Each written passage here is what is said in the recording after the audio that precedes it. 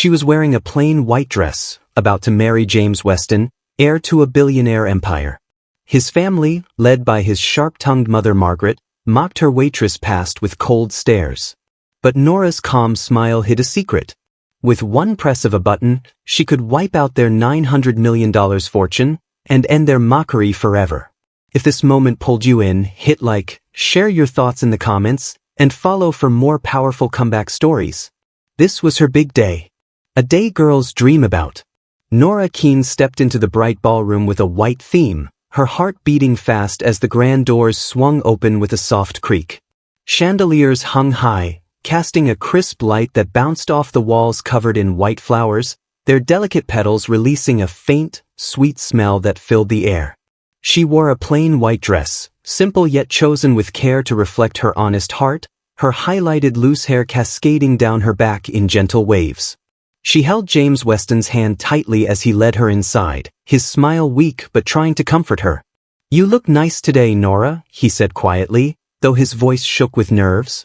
The crowd turned to face them, a sea of people in black and navy clothes, their murmurs rising like a restless wave. Nora forced a small smile, her brown eyes scanning the room, catching the sharp gaze of Margaret Weston staring from the main table. Margaret wore a bold red emerald dress that stood out, and she leaned toward a guest, saying in a loud voice, "A waitress thinks she can join our family?" What a laugh! The guest beside her giggled, and Nora felt a twist of sadness in her stomach, her grip on James's hand tightening as the first wave of hurt washed over her. They moved slowly toward the spot where the wedding words would be said, James's hold on her loosening as the officiant began to speak in a calm tone. The white flowers arched above them, forming a beautiful canopy, but to Nora, it felt like a trap closing in. A cousin in a black suit grinned slyly and tipped his wine glass on purpose, the red liquid splashing across her dress with a wet thud. "Oh, look at the clumsy bride tripping over herself," he shouted, his voice dripping with mockery. The crowd gasped, then burst into hard laughter that echoed off the walls. James mumbled, "I'm so sorry about that, Nora," his eyes darting away to avoid her gaze. Nora wiped at the growing stain with her free hand, saying, "It's okay, I can handle it," though her hands trembled and her voice cracked, a deep sadness filling her as she realized James's silence was breaking her heart. Margaret smirked from her seat and called out, "She's already a mess, perfect for our little show." Charles Weston, standing to the side in a neat gray suit, chuckled deeply and added, "Spilling wine and her dignity already, what a start."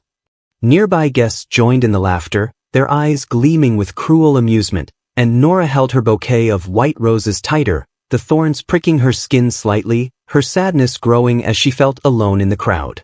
The wedding words droned on, and Nora stood next to James, his palms sweaty and unsteady in hers. The crowd shifted restlessly, and a large screen at the front of the room flickered to life, showing a grainy video of a woman who looked like Nora laughing with another man in a fun setting. "Caught her cheating before the vows," a man in the crowd yelled, his voice sharp and excited. The room filled with jeers and whispers, the noise growing louder. Margaret clapped her hands slowly, her red emerald dress swaying, and said, "The diner must have taught her some dirty tricks beyond serving plates." Nora felt a hot flush spread across her chest, knowing the video was a fake, a cruel setup, and she leaned toward James, whispering, "Tell them it's not true, please." He stared at the polished floor, his shoulders slumping, and said nothing, leaving her words to hang in the air. Her hope began to crack, the sting of his silence cutting deeper than the crowd's taunts, her heart breaking as she saw the man she loved letting her down. After the words ended, the guests flowed into the reception area, the white flowers glowing under the bright lights, but the beauty only mocked Nora's growing sadness. A stylish young woman with blonde hair, dressed in a striking green gown, strutted over with a wicked grin. She pointed at the wine stain and laughed, saying, "Did you pick that dress out of the kitchen trash?" The crowd nearby roared with laughter, and a man in a black suit chimed in, "She probably thinks her tip jar is her dowry now." Nora's face turned red, her hands clenching the bouquet, but she stood tall despite the shame, tears welling in her eyes as the sadness overwhelmed her. James shifted his feet uncomfortably and said, "Just ignore them, it's not worth it," But she turned to him, her voice urgent as she begged, "Please, James, stop them from doing this." He shook his head slowly and muttered, "It's just a bit of fun, let it go." His refusal stabbing her like a knife, her heartbreak deepening as she felt betrayed by the one person who should protect her. In the line where guests came to greet them, an older man in a fancy suit stepped up with a mocking bow. "Welcome, Queen of the Diner's seat," he declared, bending low as others around him laughed heartily. Margaret joined in, her red emerald dress catching the light as she said, "We should make her cook the meal to save some money around here." Charles leaned forward, his gray suit crisp, and added with a sneer, "With that dress, she's ready to scrub the dishes too." Nora forced a fake smile, her hands squeezing the flowers until the stems creaked, the pile of cruel words feeling like heavy stones on her back, her sadness turning to tears. She blinked away. A woman in a pink dress nearby giggled and said, "Bet she'll trip over the table next," adding to the chorus of taunts. Nora glanced at James, hoping for support, but he only shrugged, saying, "They'll tire out soon," his voice flat and unhelpful, breaking her heart more as she saw his weakness. As she stood by the table, a young boy, perhaps a nephew, ran up and tugged at her dress, giggling innocently but repeating what he heard, "Are you the cleaning lady now?" The adults around him laughed, and Nora knelt slightly, saying, "No, I'm the bride," but her voice wavered with sadness, her heart aching from the child's words. A woman in a green dress snatched a glass from a passing waiter and splashed water on Nora's dress, laughing, "Oops, more cleaning practice for you." Nora wiped her face, saying to James, "This has to stop now," but he only sighed, "I can't control them," his words breaking her heart further. The crowd's taunts continued, a man shouting, "She's the best maid we've got," and another adding, "Tip her with pennies." Nora stood up, her sadness turning to a quiet anger, the mockery piling up. She needed a break and walked to a side balcony, the cool night air brushing against her hot cheeks as the city lights sparkled below like distant stars. Her phone felt heavy in her pocket, holding her father's number, a rich tech man she had kept secret even from James. "I wanted to make my own way," she thought, recalling the long shifts at the diner, the small tips she counted at night, the quiet strength she'd built, but the sadness of the day made her doubt. A voice from inside called, "Where's the bride gone? Hiding in the kitchen?" The laughter followed her out, and she clenched her jaw, her resolve growing stronger despite the heartbreak from James's silence. Back inside, the band started a slow waltz, the music soft but insistent, and James approached her again, holding out his hand. "Let's dance now, Nora, show them we're fine," he said, his tone flat and tired. She took his hand, her steps stiff and unwilling, feeling the crowd's eyes on her like sharp needles. They moved together, the wine stains swishing against her legs, a constant reminder of their scorn. "You could have helped me back there," she said, her voice breaking with hurt. James tightened his mouth and replied, "It's my family, Nora, I can't go against them, it's too much." She cut him off, looking straight into his eyes. "You mean you won't, James, you won't stand up?" He stayed quiet for a long time, his silence stretching out, and her heart turned hard with determination, but the sadness lingered, her love for him cracking. The music dipped low, and Margaret's voice rang out, sharp and clear, "Time for a special show to honor our new girl." Margaret's voice sliced through the bright ballroom, her red emerald dress shimmering under the chandeliers as she raised her glass high. "Let's celebrate my son and his interesting choice," she said with a sly smile, her eyes locking onto Nora with a glint of mockery. The crowd chuckled, their laughter bouncing off the walls lined with white flowers, and Charles Weston, in his gray suit, nodded from the side, adding, "A waitress at our table? How quaint and fitting for a sideshow." Nora stood near the head table, her white dress stained with wine, the red mark a glaring target, her highlighted loose hair framing her tense face. James shifted beside her, muttering, "Just let it go, it'll pass," but his words felt hollow and weak. A guest leaned toward another, whispering loud enough for Nora to hear, "She'll be pouring coffee at the divorce party next," and they both snickered, their eyes cruel. James took her hand, pulling her toward the dance floor again as the band struck up a slow, mournful tune. "We need to show them we're okay, Nora," he said, his voice low and unsteady. She moved with him, her steps heavy, the wine stain brushing against her legs like a constant reminder of their scorn. "You could have stopped this before it got this far," she said, her voice shaking with hurt. He tightened his grip and replied, "It's my family, Nora, I can't turn against them, it's not that simple." Her heart sank as memories flooded back of their first night at the diner, his warm smile as he asked about her jazz records, the way he'd lingered over coffee. That man felt lost now, replaced by this silent stranger. The crowd watched with hungry eyes, and a woman in a blue dress called out, "Hope she doesn't trip with the tray and spill on us all." Laughter erupted again, sharp and piercing, and Nora's cheeks burned with shame. The dance ended, and Margaret stepped onto a small stage, her red dress gleaming like a warning signal.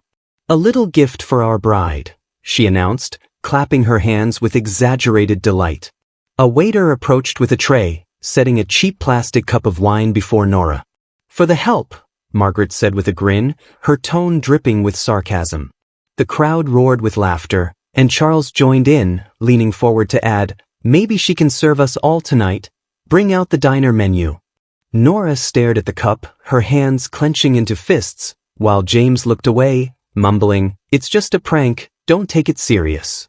The humiliation pushed her to the edge, her breath catching as she stood, her voice steady but firm as she said, "I've had enough of this." She walked to a quiet corner, her phone feeling heavy in her pocket as the city lights glowed through the window, offering a cold comfort. Her mind raced with the weight of her father's number, a tech mogul she'd kept hidden even from James, a secret she'd guarded to live her own life of hard work and small joys. "Hold the Weston deal," she told his assistant over the phone, her voice growing stronger with each word. The Hale Group's $950 million contract with Weston Enterprises was her power now, and she felt its strength surge through her. Back in the room, the screen suddenly flashed, "Weston Enterprises' $950 million deal terminated," the words bold and red, stopping the music mid-note. Margaret's smile dropped, her glass trembling, and Charles shouted, "What's this nonsense?" as he fumbled with his phone. Nora turned to James, her eyes hard and unyielding, and said, "You see what happens when I fight back." The room fell into a stunned silence, the white flowers seeming to wilt under the tension. A man near the back broke it, muttering, "She's ruined them," and the crowd buzzed with shock. Margaret stepped down from the stage, her red emerald dress swishing angrily, and hissed at Charles, "Do something about this." He glared at Nora, his gray suit creasing as he stormed toward her, saying, "You little fool, you don't know what you've done." Nora stood her ground, her stained dress a badge of her endurance, and replied, "I know exactly what I've done."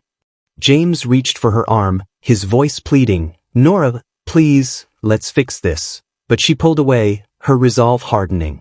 The guests whispered furiously, phones lighting up as news spread, and a woman near the door gasped, "The Westons are done." Nora moved toward the balcony again, needing space to think, the cool air hitting her face as she leaned against the railing. Her phone buzzed with a message from her father's team confirming the deal's cancellation, and she felt a mix of relief and fear. Inside, the chaos grew as Margaret grabbed a microphone, her voice shaking as she said, "This is a mistake, she's nothing." Charles interrupted, barking, "Get her out of here," but the crowd was too busy recording the scene. Nora watched through the glass, her heart pounding, knowing this was her stand. A young man in a tuxedo approached James, saying, "Your wife's crazy," and James hung his head, murmuring, "I should have stopped them." The band tried to resume playing, but the notes faltered as the screen updated with headlines, "Weston deal collapses." Margaret threw her glass down, the shatter echoing, and shouted, "This is her fault." Charles paced, his gray suit disheveled, muttering, $950 million gone, while guests stared. Nora stepped back inside, her white dress catching the light, and faced the room. A woman in a purple dress sneered, "Think she's a big shot now?" But Nora ignored her, walking past James, who whispered, "I'm sorry, I was wrong." She paused, her voice low, "Too late for that," and kept moving, her mind set on what came next. The crowd parted as she approached the stage, her footsteps firm on the polished floor. Margaret blocked her path, her red emerald dress a barrier, and snapped, "You'll regret this, girl." Nora looked her in the eye and said, "I regret trusting your son." Charles rushed over, his face red, and yelled, "You'll pay for this damage." But Nora turned away, her strength growing. A waiter dropped a tray in the chaos, the clatter adding to the noise, and someone shouted, "She's the boss now." The idea took root in her mind, and she felt the power of her father's legacy surging. James called after her, "Nora, wait," but she didn't, her heart steeling against his pleas. She stopped near the screen, the "terminated" text looming large, and took a deep breath. The room's energy shifted, some guests clapping softly, others glaring, but Nora stood tall. A man in a black suit muttered to his friend, "She's got guts," and the friend nodded, saying, "More than the Westons." Margaret stormed toward Charles, her voice shrill, "We need to sue her," while he waved her off, saying, "It's over, Margaret." Nora glanced at James, his sad eyes meeting hers, and she said, "You could have been with me, but you chose them." He looked down, and she turned away, the weight of her decision settling in, ready to face whatever came next. Nora's words hung heavy in the air, her voice steady as she said, "You could have been with me, but you chose them," her eyes locked on James's sad face. The bright ballroom trembled with tension, the white flowers wilting under the weight of the moment, their scent fading as the crowd held its breath. James looked down, his shoulders slumped, and muttered, "I didn't know it would go this far." Nora turned away, her white dress stained with wine swaying as she walked toward the stage, the Weston Enterprises' $950 million deal terminated, still glowing on the screen. Margaret Weston rushed forward, her red emerald dress rustling angrily, and grabbed her arm, hissing, "You'll pay for this, you little tramp." Nora pulled free and said, "I'm done being your target," her voice cutting through the noise. Charles Weston stormed up, his gray suit wrinkled, his face red with rage as he shouted, "You've destroyed us, you ungrateful girl."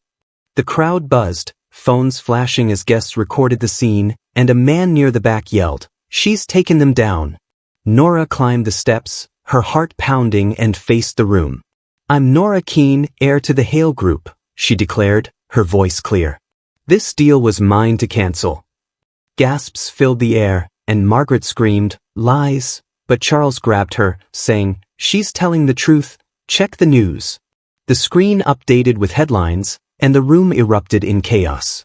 A woman in a purple dress sneered, "Thinks she's a queen now," but a man clapped, saying, "She's a hero."